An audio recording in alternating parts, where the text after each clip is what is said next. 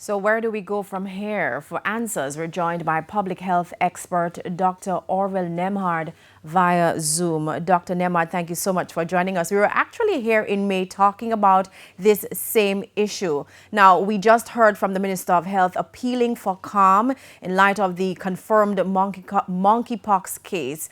Your take, Doc, on how Jamaicans should respond to this? Hi, General. Well, yes, I think there isn't any reason for panic.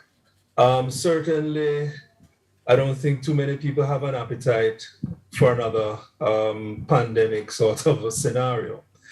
The data so far does not suggest that the spread of monkeypox is going to be of the same order of what we saw with COVID.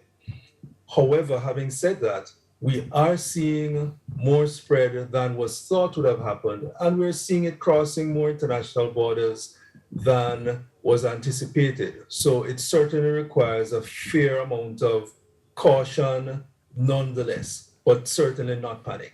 All right, Doc, I want to go to a soundbite from the CMO cautioning persons attending certain events.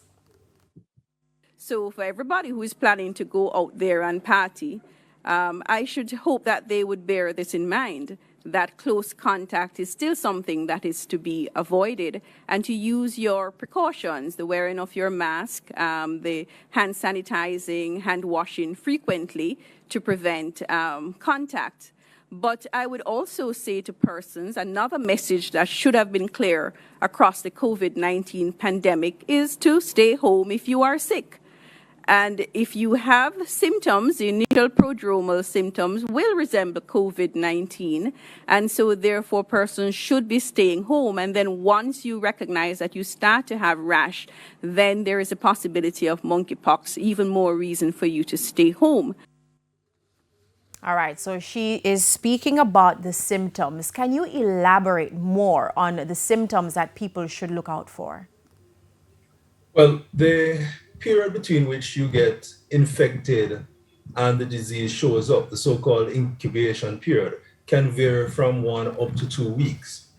When the symptoms begin, they start off with the usual sort of flu-like illness as we often speak about. So that's fever, headache, chills, backache. The rash comes on, usually starts around the mouth and the face. It starts as a flat rash, and within 24 hours, it spreads out over the body, 24 to 48 hours. Then it becomes raised, and then it will form what it looks like little water bumps, and then moves on to what looks like pustules, again spread out over the body before they begin to dry up and eventually shed. And that whole process can take 2 to as much as 4 weeks. And in terms of treatment?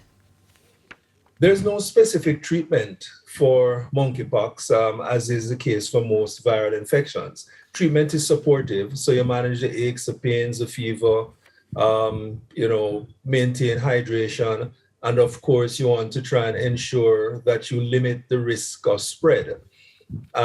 Spread is through close physical contact and through respiratory droplets, and also through contaminated materials. So bed linen, clothing, and so on. Those are means by which the monkeypox is spread.